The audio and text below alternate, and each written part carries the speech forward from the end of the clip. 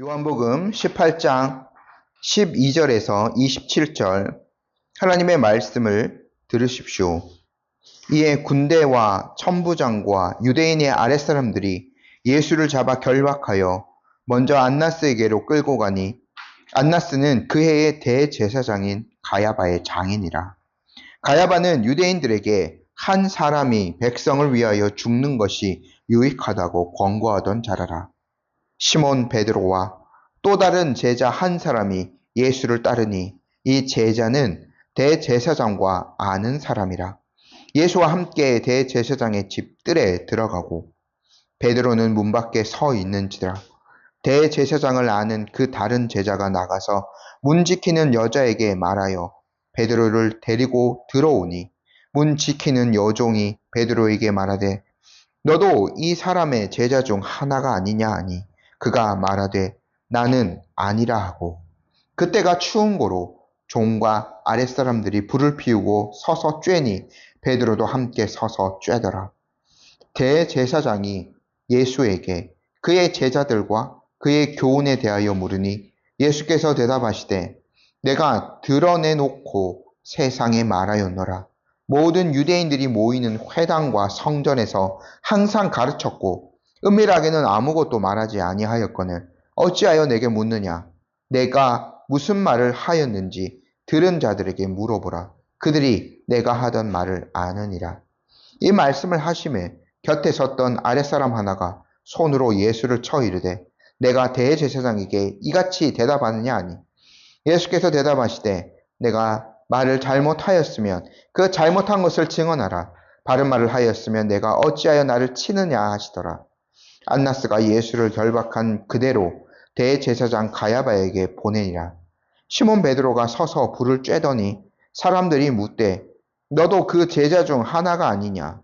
베드로가 부인하여 이르되 나는 아니라 하니 대제사장의 종 하나는 베드로에게 귀를 잘린 사람의 친척이라. 이르되 내가 그 사람과 함께 동산에 있는 것을 내가 보지 아니하였느냐? 이에 베드로가 또 부인하니 곧 달기 울더라. 아멘. 저희가 지난주에 이제 예수님의 순환기사 그 중에 첫 번째 장면을 살펴보았습니다. 예수님께서 11명의 제자들과 함께 기드론 시냇가를 건너 가셨죠. 기드론 시냇가는 역사적인 장소이기도 했습니다. 다윗이 아들 압살롬의 배반을 피하여 도망간 곳이자 왕국의 우상 숭배가 척결된 장소이기도 하죠. 그곳 동산은 예수님의 제자였던 가룟 유다도 이미 잘 알고 있는 장소였습니다. 그래서 그가 무장한 군인들 수백 명을 데리고 예수님을 잡으러 왔습니다. 예수님은 그들에게 당당히 맞서셨죠. 나사렛 예수를 찾는다는 그들의 말 앞에 내가 그다라는 신적인 권능을 드러내시는 답변을 하셨습니다. 그 말 앞에서 적들은 엎드러질 수밖에 없었습니다. 하지만 예수님은 그런 능력들을 자신의 안위를 위해 사용하지 않으시고 그들의 요청에 순순히 응하셨고 제자들은 보내주실 것을 명하셨죠. 그때 베드로가 칼을 들어 대제사장의 종 말고라는 사람의 귀를 잘라버리는 사건이 있었습니다. 그렇게 해서 위기를 어떻게 해서든 모면하려는 생각이었죠. 그러나 예수님은 베드로에게 칼을 넣으라 라고 명령하시며 아버지께서 주시는 잔, 즉 십자가를 지실 것임을 명확하게 말씀하셨습니다. 예수님은 이 모든 것들을 주도적으로 이끌고 계셨습니다. 그래서 자신을 헤아리는 자들에게 스스로를 넘겨주신 거죠. 이제 예수님께서는 본격적으로 불의한 재판장 앞에 서게 되실 것입니다. 저희가 이제 계속해서 예수님께서 어떤 과정을 거친 뒤에 십자가로 예수님이 인도되는지 본격적으로 살펴보도록 하겠습니다. 지난 시간에 설명드리기를 예수님을 잡으러 온 무장한 군사들에 대해서 말씀드리면서 마치 죄인이나 반역자를 잡으러 왔다. 그런 것처럼 그들이 왔다라고 말씀을 드렸죠. 실제로 그들은 예수님을 그렇게 결박하여서 이제 끌고 갑니다. 12절 말씀을 저희 다시 한번 읽어볼게요. 이에 군대와 천부장과 유대인의 아랫사람들이 예수를 잡아 결박하여, 결박한다는 것은 말 그대로입니다. 쇠사슬 아니면은 밧줄 같은 걸로 손목을 꽁꽁 묶는 겁니다. 몸을 꽁꽁 묶는 거죠. 그렇게 해서 사람이 도망가지 못하게 옥죄는 겁니다. 죄수들을 저희가 생각해 보면 오늘날도 이 정도까지는 아니지만 명백한 죄수들에게 수갑을 채우죠. 도망가지 못하게 하는 겁니다. 이 죄인들에게 그렇게 하는 것은 매우 당연한 처사예요. 왜냐하면 언제든지 또 다른 범죄를 저지를 수 있기 때문에. 근데 우리가 예수님을 생각해 볼 때 예수님은 이러한 취급을 당해서는 안 될 분이십니다. 당할 이유도 없는 거죠. 하지만 예수님께서는 스스로 그런 죄인, 특별히 정말 극악무도한 반역자 취급을 당하시면서 온 몸이 묶이셨어요.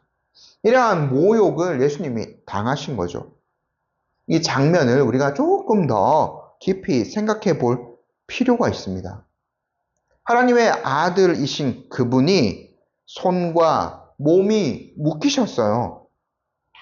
이는 어떤 영적인 의미가 있는 장면이라고 볼 수 있습니다. 죄와 사탄의 밧줄에 묶여있던 우리의 영혼을 풀어 자유롭게 해주시기 위해서 예수님은 스스로 자신이 죄인처럼 여겨지셔서 꽁꽁 묶이신 거예요. 예수님이 죄인이 되시고 예수님이 포로가 되심으로써 우리는 자유인이 될 수 있었던 거예요.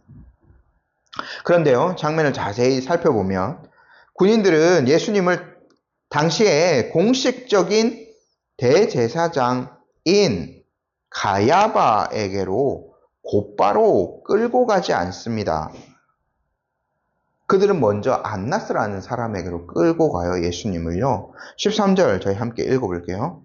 먼저 안나스에게로 끌고 가니 안나스는 그 해의 대제사장인 가야바의 장인이라. 좀 이상하지 않나요? 예수님이 공회에 끌려가서 심판을 받으면 되는데 그 대제사장에게로 먼저 가지 않고 그의 장인에게로 먼저 갑니다. 전직 대제사장이에요, 안나스는. 근데 이것도 굉장히 좀 모순적인 장면이라고 볼 수 있습니다. 구약 성경에서 대제사장은요, 원래 종신직이에요. 그래서 한번 이제 대제사장으로 부름을 받으면 그 사람이 죽을 때까지 그 역할을 계속 감당해야 됩니다.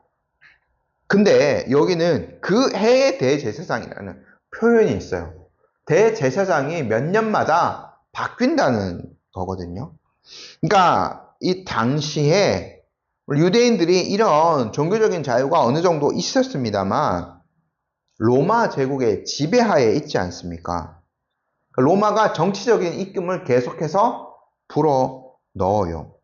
그래서 안나스는 이미 훨씬 전에 대제사장직을 마치고 물러나 있는 상태고 그의 사위인 가야바가 지금 예수님이 십자가에 못 박히시던 요 해에 대제사장 직무를 수행하고 있었죠. 근데 그럼에도 불구하고 유대인들이 생각하기에는 안나스가 합법적인 대제사장처럼 여겨지고 있었던 것 같아요. 그러니까 이 사람에게로 먼저 끌고 간 거죠. 여기 안에서 그러니까 예수님이 이제 빌라도에게 가기 전에 2번 유대인의 재판을 받게 되는 건데요. 여기에는 참 어떻게 보면 정치적인 그 야비함이 숨어져 있어요. 그러니까 보면 안나스에게로 가장 먼저 갔다는 걸 보면 안나스가 지금도 여전히 마쿠에서 막강한 권력을 휘두르고 있는 거죠. 실제로는 이 사람이 넘버원인 거예요. 그래서 사람들은 예수님을 체포해서 먼저 예수님을 그 사람에게로 데리고 간 거죠. 그리고 안나스가 앞으로 진행될 모든 예수님의 재판 방향에 대해서 가장 큰 영향력을 행사하고 있다는 것을 우리가 여기에서 알 수 있는 겁니다. 이 유대인 종교 지도자들의 위선이 여기에서 잘 드러나요. 그들은 율법을 정말 잘 지키고 지금 이 대제사장이나 공회원들 같은 경우에는 자신들이 율법의 수호자인 것처럼 생각을 하고 있습니다. 근데 실제로는 어떻게 해요? 실제로는 이 사람들 로마의 그냥 권력과 결탁해 있는 거예요. 그래서 그 대제사장직을 누구에게 물려주고 하지만 뒤에서 요즘 비선 실세란 말을 쓰죠.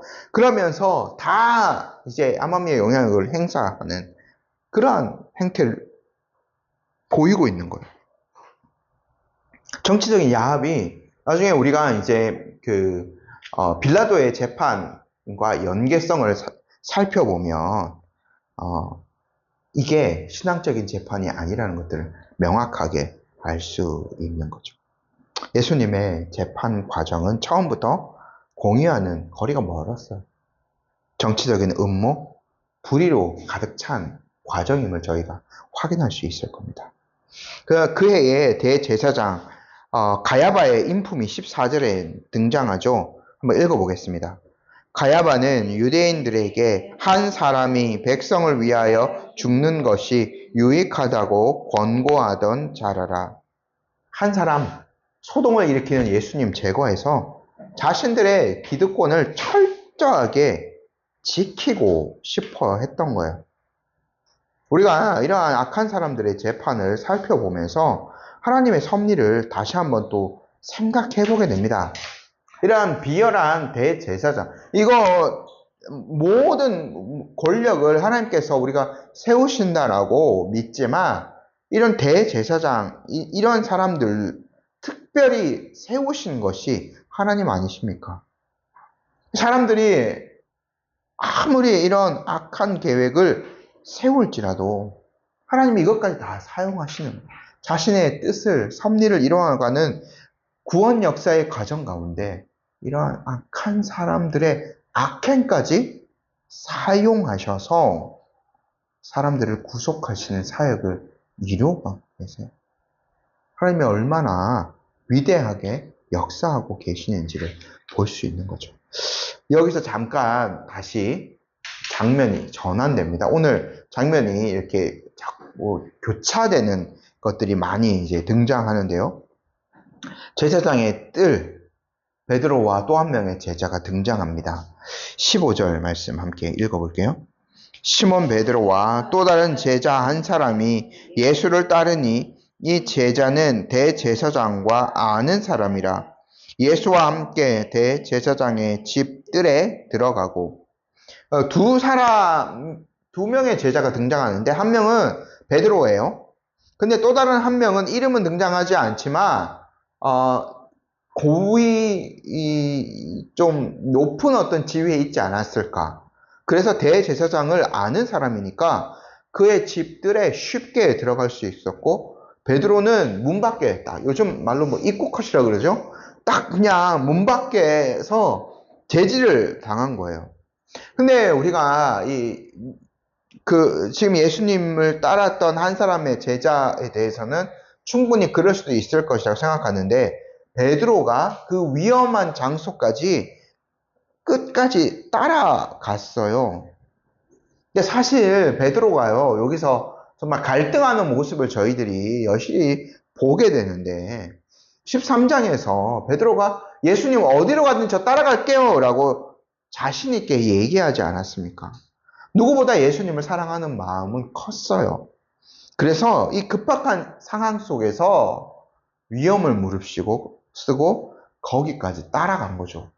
근데 그 상황에서 베드로는 왔다 갔다 할 수밖에 없습니다. 혼란스럽고 흔들 수밖에 없었죠. 어째어째해서 한 발짝 더 들어가게 됩니다. 대제사장의 뜰 안까지 들어가게 되는 거예요. 여기까지 들어가면 예수님이 신문 받으시는 장면을 어렴풋이나마 볼 수 있어요. 16절 저희 함께 읽어볼게요. 베드로는 문 밖에 서 있는지라 대제사장을 아는 그 다른 제자가 나가서 문 지키는 여자에게 말하여 베드로를 데리고 들어오니, 베드로는 또 다른 제자 한 명 덕분에 대제사장의 뜰 안으로 들어갈 수 있었습니다. 근데 우리가 베드로를 여기서 잘 살펴보면 지금 베드로가 주체적으로 행동하고 있지 못해요. 여차저차해서 대제사장의 집까지 왔고 입구에서 이렇게 들어가지 못했지만 또 다른 제자 한 명의 도움을 받아서 이제 그 안까지 들어가는데, 상황에 따라서 지금 베드로가 여기저기 이끌려가고 있는 것을 볼 수 있죠. 근데 그 문을 지키는 여종이 베드로를 딱 알아본 거예요. 그래서 이거는 이 사람의 의무이기도 하죠. 물어봐요. 17절 한번 읽어볼게요. 문 지키는 여종이 베드로에게 말하되 너도 이 사람의 제자 중 하나가 아니냐 하니 그가 말하되 나는 아니라 하고, 베드로는 다른 제자의 그 도움 덕분에 대제사장의 뜰 안으로 들어갈 수 있었습니다. 그런데 어떻게 돼요?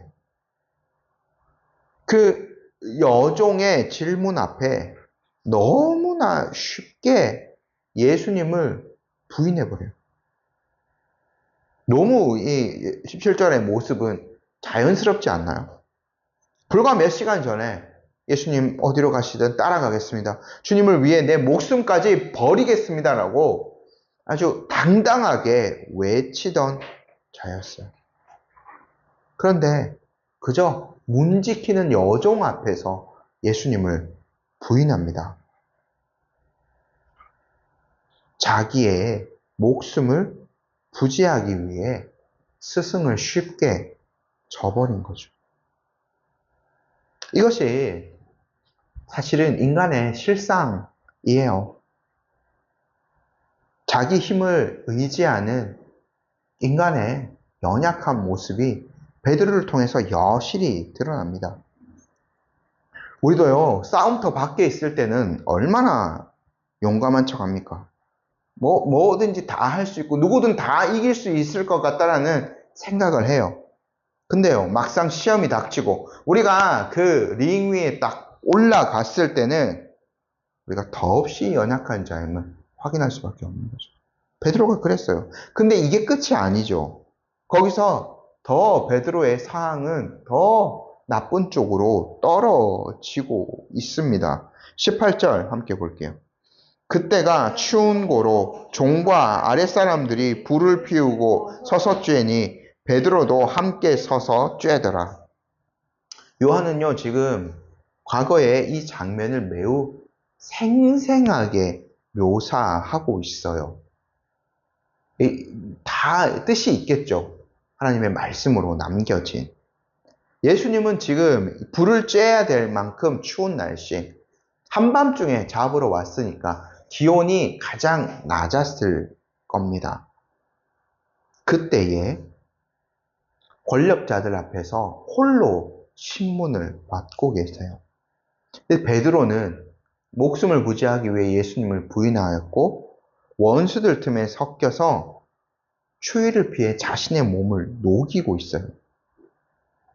근데 함께라는 단어를 우리가 좀 살펴봐야 되는데 눈에 띄지 않으려고, 무리의 일원인 척 하려고 무진장 애를 썼을 겁니다. 베드로가 여기에서 불로 자신의 몸은 녹일 수 있었을지 모르겠지만 베드로의 영혼은 어떤 추위보다 더 차갑게 얼어붙고 있었던 거예요.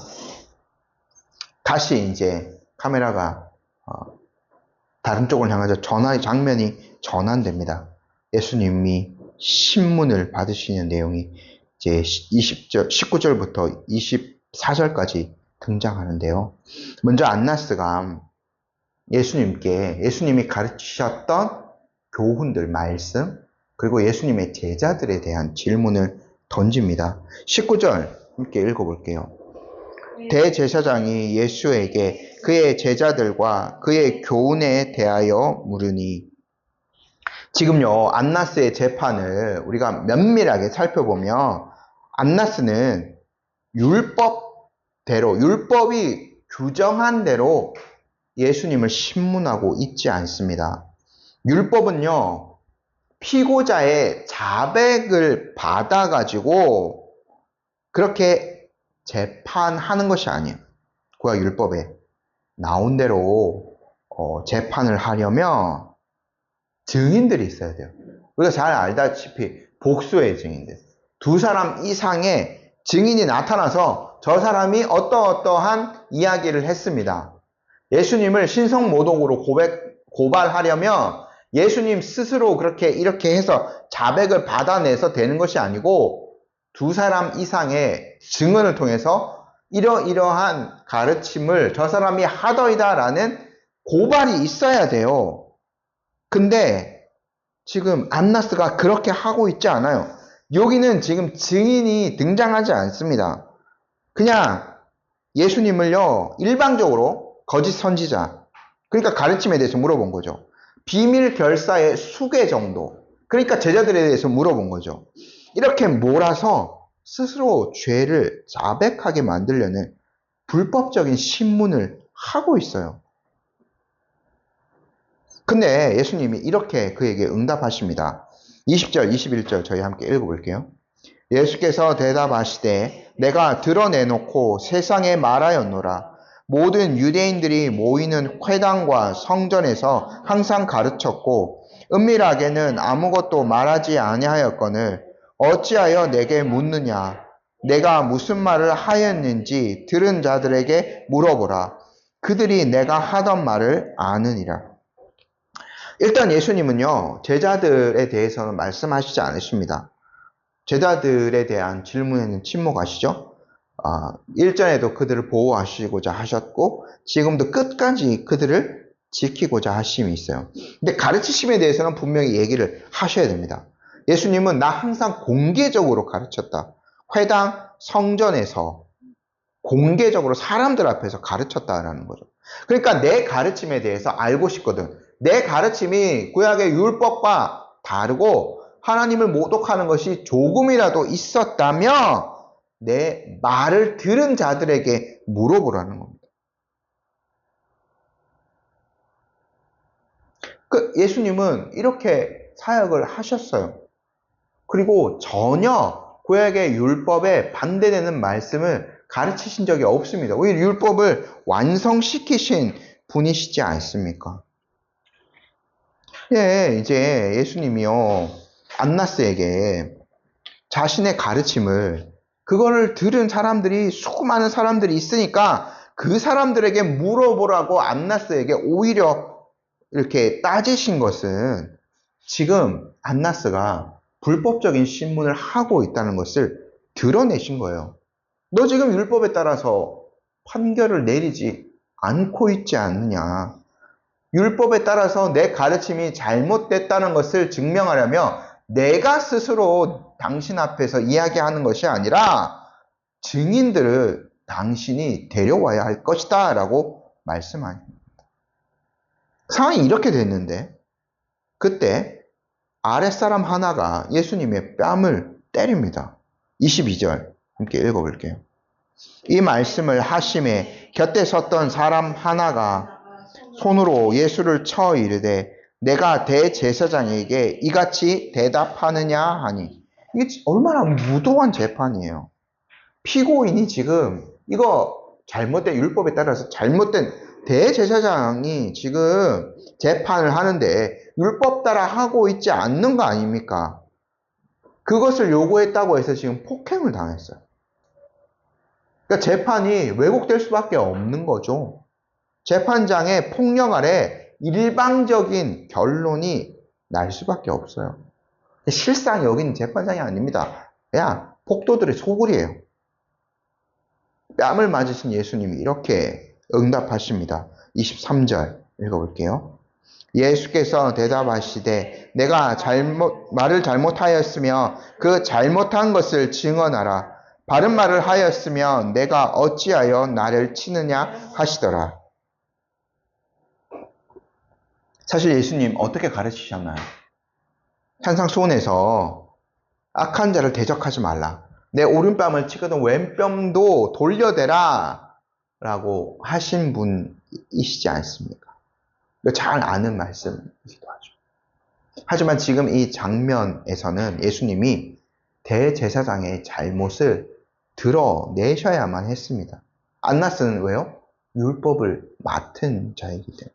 그는 공의를 실현하는 자이기 때문에 그러합니다. 근데 지금 이 결정적인 순간에 가장 추악하게 하나님의 율법을 왜곡하고 있지 않습니까? 그의 불의함을 논리적으로 반박하고 계신 거예요. 당신이 내가 잘못한 게 있으면 이야기를 해야지 어떻게 이렇게 바른 말을 하였다고 나를 칠 수가 있느냐. 올바르게 재판을 하지 못하고 오히려 더 왜곡하여서 지금 완전히 예수님을 그냥 죄인으로 딱 규정해 놓고 그렇게 몰아가고 있는 거예요. 결국 안나스는 예수님의 말에 전혀 반박을 못합니다. 어떤 혐의도 찾아낼 수가 없죠. 증인도 나오지 않고 또 예수님이 그렇게 실토하지도 않으셨고요. 그러니까 이제 공식적인 재판으로 회부하기 위해서 가야바 대제사장 가야바에게로 보내버립니다. 24절 읽어볼게요. 안나스가 예수를 결박한 그대로 대제사장 가야바에게 보내니라. 이렇게 되면 사실 풀어줘야 돼요. 근데 결박한 그대로 가야바에게 보내버린 거죠. 이제 공식적인 공회의 절차를 더 밟아서 예수님을 사형수로 만들 계획은 점점 단계를 밟아가고 있는 거예요. 그러면서 장면이 다시 또 전환됩니다. 아마 요한이 좀 의도적으로 이렇게 교차 편집을 한 것 같아요. 예수님이 신문 받으시는 것, 베드로가 무너지는 것, 반복적으로 지금 교차하면서 보여주죠. 예수님이 이러한 불의한 재판을 받으시고 맞으시고 신문을 받는 동안에도 베드로 여전히 불을 쬐고 있었어요. 참 아이러니한 장면이죠. 그때 두 번째 날카로운 질문이 베드로에게 꽂힙니다. 25절 읽어볼게요. 시몬 베드로가 서서 불을 쬐더니 너도 그 제자 중 하나가 아니냐? 베드로가 부인하여 이르되 나는 아니라 하니. 17절에서는 여종 한 명이 묻지 않았습니까? 이번에는 사람들이라고 되어 있어요. 여러 사람이 물어요. 너도 그 제자 중 하나 맞지? 물었습니다. 근데 베드로가 다시 나는 아니라 라고 부인합니다. 한번 거짓말을 했으니까 이거 멈출 수가 없는 것 아닙니까? 베드로의 타락의 속도가 점점 빨라지고 있죠. 그리고 마침내 결정적인 증인 항면이 등장해요. 이번에는 그 베드로가 귀를 잘라버렸던 말고라는 그 종의 친척이 등장합니다. 실제로 그 장면에 있었다라고 말하죠. 자, 26절 한번 읽어볼게요. 대제사장의 종 하나는 베드로에게 귀를 잘린 사람의 친척이라 이르되 그 사람과 함께 동산에 있는 것을 내가 보지 아니하였느냐. 아주 결정적인 증인이 나타나자 베드로는 더 이상 발뺌을 할 수 없습니다. 이때 베드로가 정말 공포감, 절망감이 아마 극에 달하였을 거예요. 이제 나도 잡혀서 죽어야 되는구나. 이제 끝장났구나. 라고. 그러니까 이제 베드로가 얼마나 지금 그 자신의 모습이 비참했겠습니까? 같은 입이에요. 몇 시간 전에만 해도 주님을 위해 내 목숨까지 버리겠다고 했는데 그 고백이 너무나 거짓으로 드러납니다. 이런 사람들 앞에서 예수님을 철저하게 부인하죠. 저희 27절 말씀 한번 읽어볼게요. 이에 베드로가 또 부인하니 곧 달기 울더라. 베드로가요, 한 번 부인하고, 두 번 부인하고, 세 번 결정적인 증인 앞에서 예수님을 부인합니다. 그때 어떤 일이 일어나죠? 달기 울어요. 저희 며칠 전에 한밤중에 사이렌이 울렸잖아요.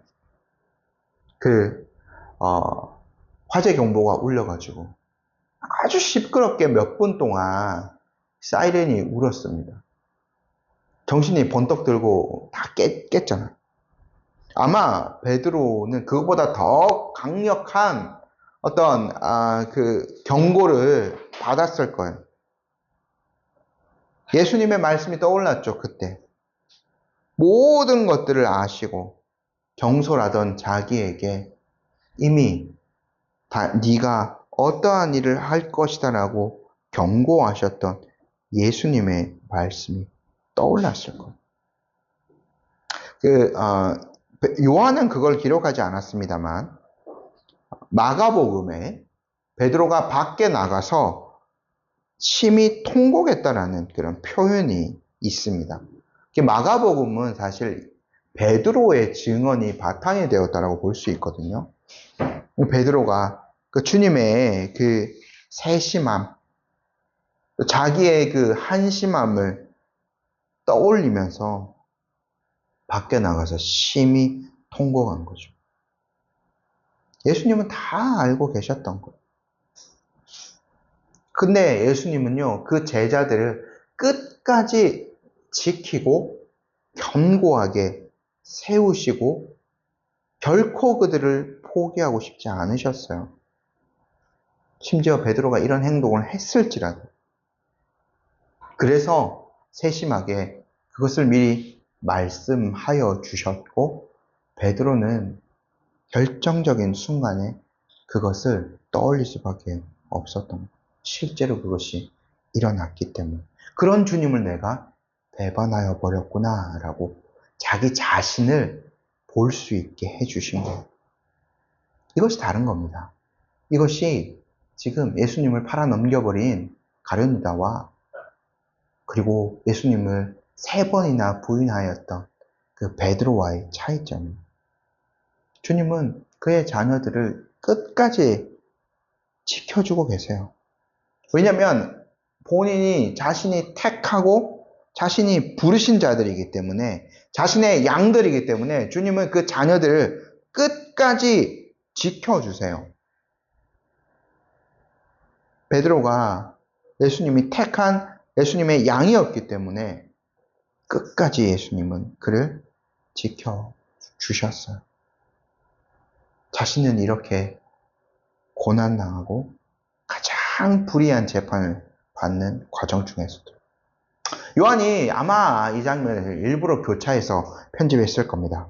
법정 안에서는 예수님께서 자신을 버린 바로 그 제자들에 대해 묻는 신문 앞에서 의연하게 서 계시죠. 오히려 대제사장을 꾸짖으시면서 하나님의 말씀대로 재판하라고 그에게 요구하셨어요. 바로 그 시간 법정 밖에서는 그 제자들의 대표격인 베드로가 비굴하게 예수님을 부인하고 있었습니다. 이 극적인 대조, 이것은 한치의 흔들림 없는 우리의 구원자 예수님의 완전한 의로움을 보여줍니다. 또 한편으로는 한없이 연약하고 비참한 하지만 하나님의 자녀로 구원받는 죄인들의 모습을 동시에 보여주는 거죠. 인간에겐 전혀 구원받을 만한 어떤 것이 없어요. 가장 예수님 가까이 있었던 이 사람조차도 이런 모습을 보여주고 있으니까요. 자기의 공로로 구원받았다라고 이야기할 것 하나 없습니다. 베드로가 회개하고 돌아온 것, 그것도 예수님의 은혜지 않습니까? 우리의 구원은 이처럼 전적으로 하나님의 은혜에 달려져 있습니다.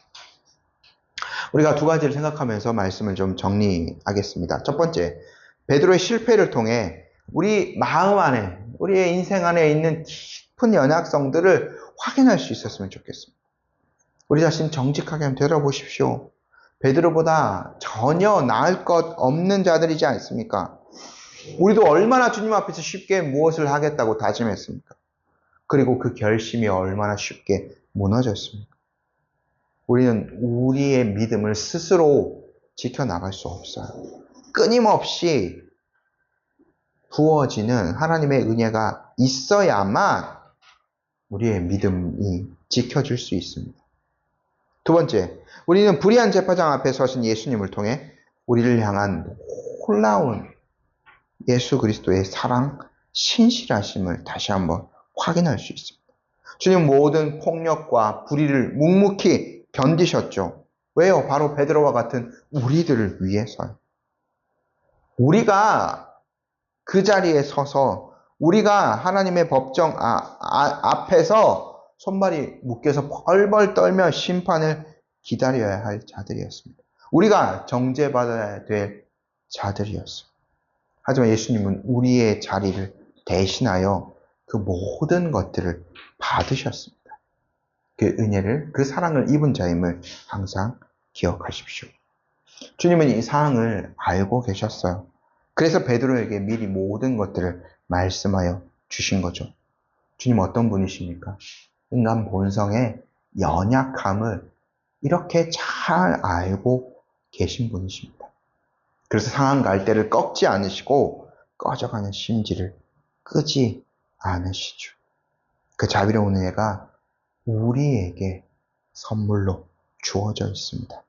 그 놀라운 주님의 은혜를 다시 한번 기억하고 그분의 영광을 위한 삶들을 지속적으로 살아갈 수 있는 모든 성도들 되시기를 간절히 소망합니다. 아멘.